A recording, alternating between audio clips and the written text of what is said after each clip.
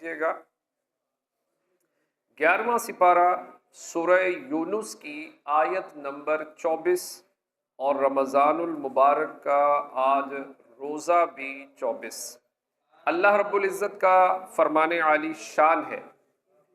انما مثل الحیات الدنیا، دنیا کی زندگی کی کہاوت، کماء انزلناہ من السماء، ایسی ہی ہے جیسے وہ پانی کہ ہم نے آسمان سے اتارا، فاختلط بہ نبات الارض، تو اس کے سبب زمین سے اگنے والی چیزیں گھنی ہو کر نکلیں، مما یأکل الناس والانعام، جو کچھ آدمی اور چوپائے کھاتے ہیں، حتی اذا اخذت الارض زخرفها وزینت، یہاں تک کہ جب زمین نے اپنا سنگھار لے لیا اور خوب آراستہ ہو گئی، وَظَنَّ أَهْلُهَا أَنَّهُمْ قَادِرُونَ عَلَيْهَا، اور اس کے مالک سمجھے کہ یہ ہمارے بس میں آ گئی، أَتَاهَا أَمْرُنَا لَيْلًا أَوْ نَهَارًا، ہمارا حکم اس پر آیا رات میں یا دن میں، فَجَعَلْنَاهَا حَصِيدًا كَأَن لَّمْ تَغْنَ بِالْأَمْسِ، تو ہم نے اسے کر دیا کاٹی ہوئی گویا کل تھی ہی نہیں، كَذَلِكَ نُفَصِّلُ الْآيَاتِ لِقَوْمٍ يَتَفَكَّرُونَ، ہم یوں ہی آیتیں مفصل بیان کرتے ہیں غور کرنے والوں کے لیے۔ اس سے پہلی آیت میں اللہ تعالیٰ نے ارشاد فرمایا تھا کہ اے لوگو، تمہاری زیادتی در حقیقت صرف تمہارے ہی خلاف ہے، اور اس آیت میں اللہ تعالیٰ نے اس شخص کے بارے میں ایک عجیب مثال بیان فرمائی جو دنیا کی لذتوں میں گم ہو کر اپنی آخرت سے بے پرواہ ہو جاتا ہے۔ اس مثال کا خلاصہ یہ ہے کہ آسمان سے اترنے والے پانی کی وجہ سے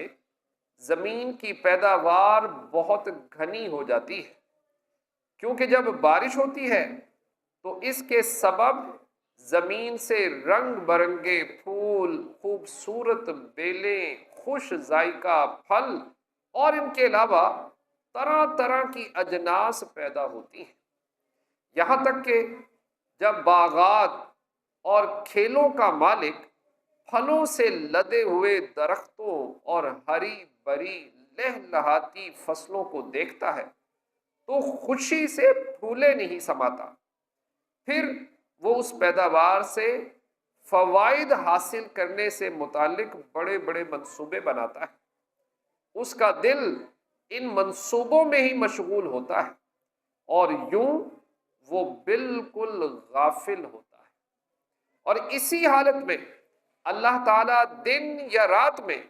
ان پرکشش باغوں اور کھیتوں پر ژالہ باری، آندھی یا طوفان وغیرہ کوئی بڑی آفت نازل فرما دیتا ہے، جس سے یہ باغات اور فصلیں ایسے تباہ ہو جاتے ہیں جیسے کبھی تھے ہی نہیں، اور ان کا مالک حسرت زدہ اور شدید غم میں مبتلا ہو کر بس ہاتھ ملتا ہی رہ جاتا ہے۔ اس آیت مبارکہ میں بڑے بہترین انداز سے دل میں یہ بات بٹھائی گئی کہ دنیاوی زندگی امیدوں کا سبز باغ ہے۔ اس میں عمر کھو کر جب آدمی اس مقام پر پہنچتا ہے جہاں اس کو مراد حاصل ہونے کا اطمینان ہوتا ہے اور وہ کامیابی کے نشے میں مست ہو جاتا ہے، تو اچانک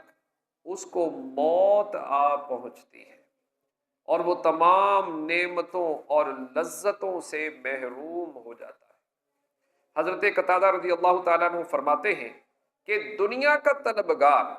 جب بالکل بے فکر ہوتا ہے، اس وقت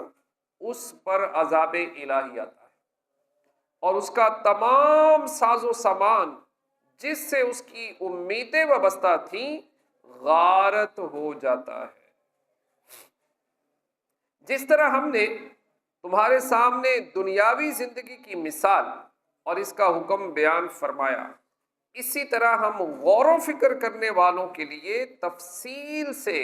اپنے دلائل بیان کرتے ہیں تاکہ وہ نفع حاصل کریں اور شک و وہم کی ظلمتوں سے نجات پائیں اور دنیائے ناپائیدار کی بے ثباتی سے باخبر ہوں۔ اللہ پاک کی بارگاہ میں دعا ہے کہ جو پڑھا سنا عمل کی توفیق عطا فرمائے۔